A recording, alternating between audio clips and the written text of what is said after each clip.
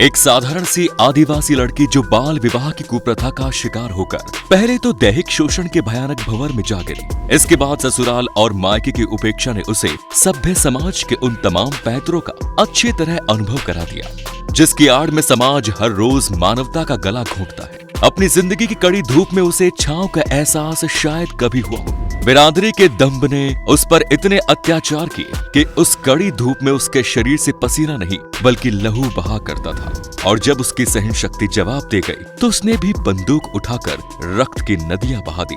हम बात कर रहे हैं अपने समय की खतरनाक दस्यु सुंदरी फूलन देवी की। हमारे आज की वीडियो में आखिर तक बने रहिएगा, हम लेकर आए हैं उसके जीवन के कुछ अनछुए पहलू। फूलन देवी की कहानी शुरू होती है उत्तर प्रदेश के जालौन जिले से, जहां गोरहा का पुरवा नाम का एक छोटा सा गांव है। ये गांव फूलन देवी की वजह से जितना प्रसिद्ध हुआ, उसके पहले उतना ही गुमनाम हुआ।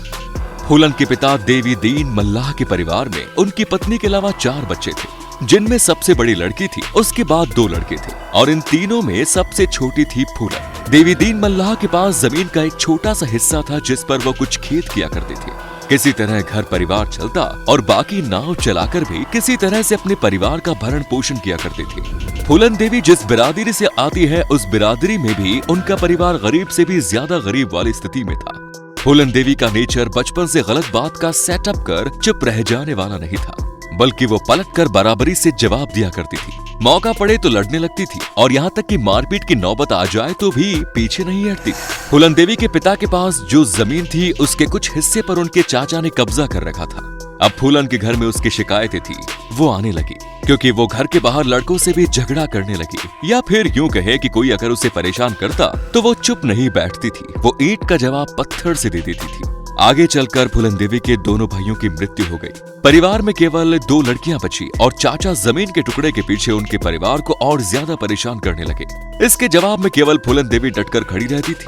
वो अपने पिता से भी ऐसा करने को कहती थी। इसे लेकर पिता और पुत्री में भी झगड़े हुआ करते थे। गुस्से में आकर पिता ने फूलन का विवाह एक दूसरे गाँव में पुत्ती लाल नाम के आदमी से कर दी, जो फूलन से उम्र में 3 गुना ज्यादा बड़ा था। फूलन की शादी लगभग 11 साल में हुई और उस समय उसके पति की उम्र लगभग 35 साल के आसपास थी। ये एक तरह का ऐसा कस्टम था जिसमें लड़के की शादी कम उम्र में कर दी जाती थी, लेकिन गौना बालिग होने पर किया जाता था। यानी लड़की को ससुराल तभी भेजा जाता था जब वो बालिग हो जाती थी, घर परिवार संभालने लायक हो जाती थी। लेकिन कहते हैं कि फूलन देवी के पिता ने उसका गौना नहीं किया था। उसके बावजूद पुत्तीलाल ने उसके साथ शारीरिक संबंध बनाए, उसका बलात्कार किया। जब वो इन संबंधों का मतलब भी नहीं समझती थी, तब उसे इन संबंधों के लिए बाध्य किया गया। इसके अलावा भी फूलन देवी के मायके वाले अक्सर फूलन को बिना गौने के ही ससुराल भेज दिया करते थे, जहां उसका शारीरिक शोषण हुआ करता था और वो वहां से बार बार भागकर वापस आ जाती थी। ससुराल से फूलन के बार बार वापस आने से उसके पिता भी परेशान हो गए, मगर उन्हें अपनी बेटी की परेशानी नहीं दिख रही थी। एक बार जब फूलन अपने ससुराल से भागकर वापस आए तो उसके पिता ने पुलिस में रिपोर्ट दर्ज करा दी कि फूलन मारपीट करती है और उसे सोने की अंगूठी चुराई।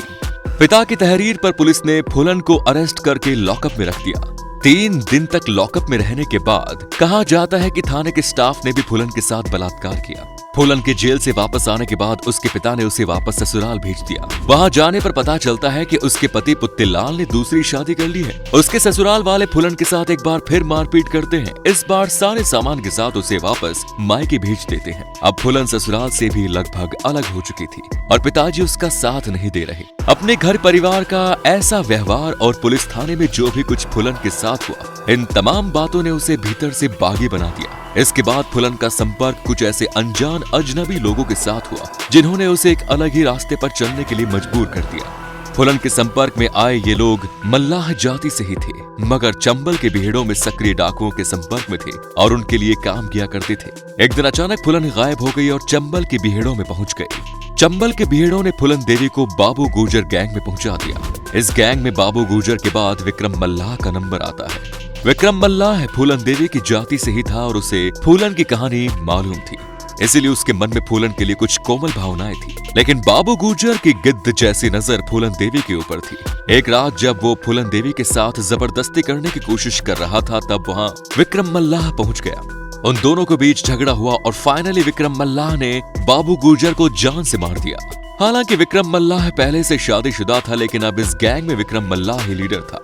और फूलन उसके साथ थी। दोनों के प्यार के चर्चे मशहूर होने लगे। विक्रम मल्लाह ने ही फूलन देवी को राइफल चलाना सिखाया। एक डाकू क्या होता है, उसकी जिंदगी क्या होती है, उसके चैलेंजेस क्या होते हैं, कैसे सरवाइव करते हैं, ये सारी बातें उसे विक्रम मल्लाह ने सिखाई। इसके बाद वो लोग छोटी मोटी किडनैपिंग, रोड रॉबरी जैसे काम करके पैसे कमाते थे और इसी तरीके से जिंदगी चलाते थे। एक दिन फूलन देवी विक्रम मल्लाह और अपनी गैंग के साथ अपने ससुराल यानी के पुत्ती लाल के घर पहुंचती है। वो अपने पति को गांव के चौराहे पर लाकर बुरी तरह मारती है और उसे अधमरा करके छोड़ देती है। बाद में उस गांव में वो एक धमकी भरा नोट छोड़ती है कि गांव के किसी भी अधेड़ बुजुर्ग मर्द ने अगर किसी छोटी बच्ची से शादी की तो फूलन देवी उसे गोली से मार देगी। बाबू गुर्जर के गैंग में सभी जाति के लोग थे, लेकिन गैंग में राजपूतों का वर्चस्व था। इसी गैंग के दो लोग श्रीराम और लालाराम पुलिस के हत्थे चढ़ गए, जो कि जेल में थे। जब वो जेल से छूट कर आए तो उन्हें ये पता चला कि विक्रम मल्लाह ने फूलन देवी के चक्कर में सरदार को गोली मार दी। इस बात से खुन्नस खाए ये दोनों गैंग में जाति के आधार पर दरार डालने लगे। फाइनली राजपूत जाति के ज्यादातर लोग एक तरफ हो गए।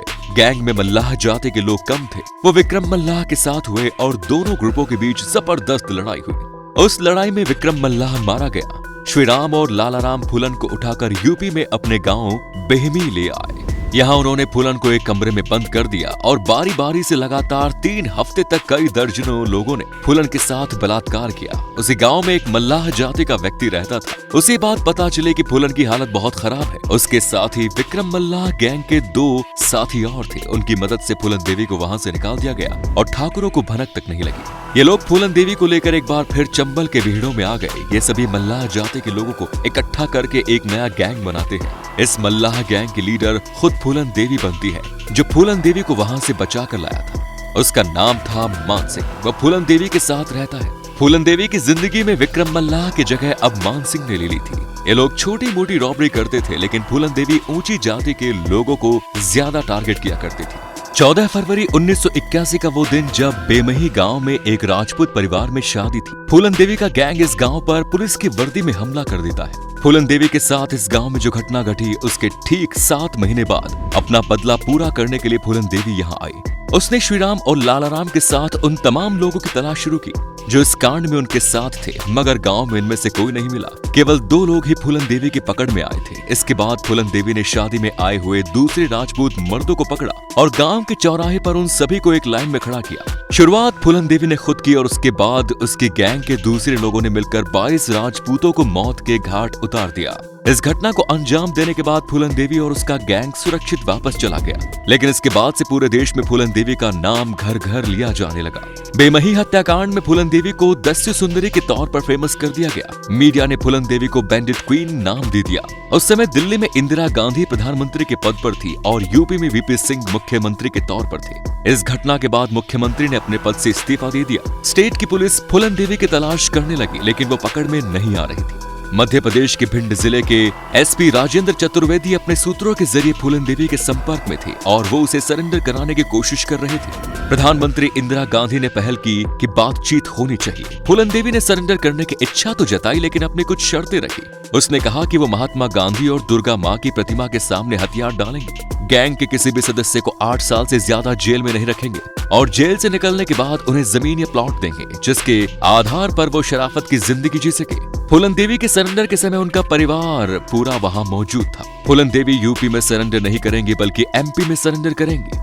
गैंग के किसी भी सदस्य को फांसी की सजा नहीं होगी। ऐसी शर्तों के साथ बात सरकार के पास पहुंची। सरकार मान गई और फरवरी 1982 को फूलन देवी ने अपने पूरे गैंग के साथ भिंड जिले में सरेंडर कर दिया। इसके बाद फूलन देवी को जेल ले जाया गया। आने वाले 11 सालों तक इस मामले पर कोई कार्यवाही नहीं हुई और फूलन देवी जेल में ही रह रही थी। साल 1994 में यूपी में मुलायम सिंह यादव सरकार थी। उन्होंने फूलन देवी पर दर्ज तमाम मुकदमे वापस ले लिए। कुल 48 मुकदमों को वापस लेने के बाद फूलन देवी एक आजाद नागरिक की तरह रहने लगी।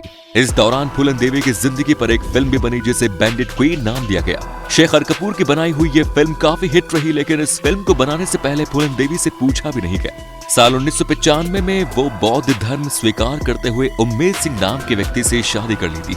1996 में फूलन देवी ने समाजवादी पार्टी के टिकट पर मिर्जापुर सीट से चुनाव लड़ा और जीतकर लोकसभा पहुंची। इसके बाद साल 1998 में फिर लोकसभा चुनाव लड़ा, लेकिन वहां से हार गई। इसके बाद 1999 में एक बार फिर मिर्जापुर सीट से लोकसभा चुनाव लड़ा और वहां से वो दूसरी बार जीत गए। 25 जुलाई 2001 को दिल्ली स्थित सरकारी आवास के सामने फूलन देवी की गोलियों से भूनकर हत्या कर दी गई। इस घटना के 2 दिन बाद आरोपी शेर सिंह राणा ने देहरादून में पुलिस के सामने आत्मसमर्पण कर दिया। हत्या में शामिल होने की बात स्वीकार कर ली। इस हत्या को अंजाम देने का जो कारण सामने आया वो चौंकाने वाला था। पुलिस के अनुसार राणा ने बहमई हत्याकांड में मारे गए 22 राजपूतों की हत्या का बदला लेने के लिए हत्या की। इस प्रकार फूलन देवी उसी गोली का शिकार हुई जिस गोली से उसे शिकार करने की आदत थी, जिस गोली को अपनी बंदूक में रखकर उसने अपने ऊपर हुए अत्याचार का बदला पूरा किया। तो ये थी फूलन देवी की पूरी कहानी। उम्मीद करते हैं वीडियो पसंद आई होगी। अपनी राय कमेंट्स में दें। जय हिंद, जय भारत, वंदे मातरम। धन्यवाद।